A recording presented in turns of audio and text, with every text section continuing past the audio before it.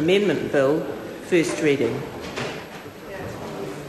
Speaker. The Honourable Maurice Williamson. Speaker, I move that the Dairy Industry Restructuring New Sunset Provisions Amendment Bill be now read a first time. At the appropriate time, I intend to move that the Dairy Industry Restructuring New Sunset Provisions Amendment Bill be considered by the Primary Production Committee, that the committee present its final report on or before the 28th of February 2011, and that the committee have authority to meet at any time while the House is sitting, except during questions for oral answer, and during an evening on a day on which there has been a sitting of the House, and on a Friday and a week in which there has been a sitting of the House despite Standing Orders 187 and 190, 1B and C. Mr. Speaker, dairy exports contributed... Could we just have a little less noise in the chamber, please? It's very difficult to hear. People who wish to have conversations, could you please go to the lobbies? Mr. Speaker, dairy exports contributed 27% of the value of total merchandise exports for the year ended March 2010, and it is estimated that the dairy production and processing industries contribute approximately 2.5% to GDP. Given the industry's size, it's important to ensure its long-term growth and dynamic efficiency. The Dairy Industry Restructuring Act 2001 promotes dynamic efficiency of the New Zealand dairy industry by regulating the activities of the dominant market player Fonterra. The pro-competition provisions ensure that despite its dominant market position, Fonterra operates in an environment that is contestable, that is, one where it faces potential competitive pressures. This environment drives Fonterra and the wider dairy industry to improve economic performance. The DIRA, however, contains sunset clauses because this regulatory intervention is only necessary until there is sufficient competitive pressure on Fonterra to ensure efficient market outcomes without that additional regulation. The current sunset clauses could be met as early as April next year in the South Island. A competition analysis of the New Zealand dairy industry found that without the regulatory provisions contained in the DIRA, there is unlikely to be sufficient competition to ensure the efficient operation of the New Zealand dairy markets at the time the sunset clauses are met. Consequently, in July this year, Cabinet agreed on a proposal that effectively extends the pro-competition provisions of the DIRA.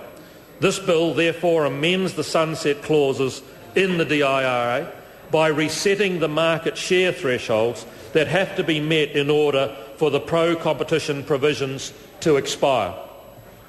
The new market share thresholds are that, in the North Island, at least 20% of milk solids must be collected by independent processors in a season, and in the South Island, at least 20% of milk solids outside the boundaries of the West Coast Regional Council must be collected by independent processors in a season. Before allowing the pro-competition provisions to expire, it is crucial to examine the extent of competitive pressure that would be applied on Fonterra and the potential impact on the long-term growth and dynamic efficiency of the dairy industry in the absence of these provisions. This bill therefore puts in place a new process so that when the market share threshold is reached in either the North Island or the South Island, it triggers a comprehensive competitive review of the New Zealand dairy markets. At that time, the Minister of Agriculture, in consultation with the Minister of Commerce, would devise and publish terms of reference for that review, which would be undertaken either by the Commerce Commission or by officials, depending on the complexity, depth of analysis and information requirements. The review would consider such things as the relative market share, the number, scale and location of existing competitors, barriers to entry for potential new competitors, and the expected impact and application of the Commerce Act. On receipt of the report, the Minister of Agriculture would be required to notify in the Gazette within 90 days his or her response, including any intended action. The pro-competition provisions would then lapse irrespective of that response at the end of the following season unless legislative change was made in the meantime. Should the government consider that the state of competition in the dairy industry was insufficient at the time of the review, there would be time to promote a new bill in Parliament that would see the DIRA in full or in part extended further.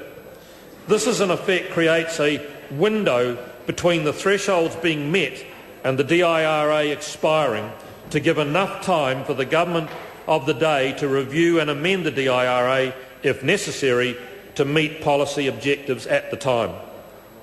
Mr Speaker, in order for the government to know when the thresholds have been met, it has to have access to information about the collection of milk in the New Zealand dairy markets. The bill therefore includes a requirement that dairy processors keep records relating to milk collection.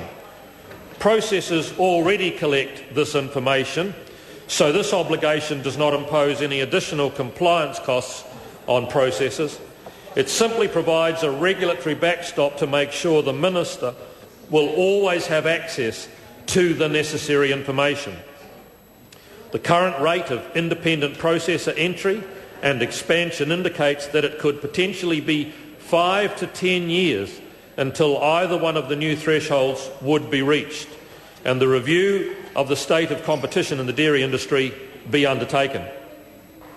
At some point, the transition should be made to a dairy industry that does not need industry-specific competition law and can rely on general competition law only.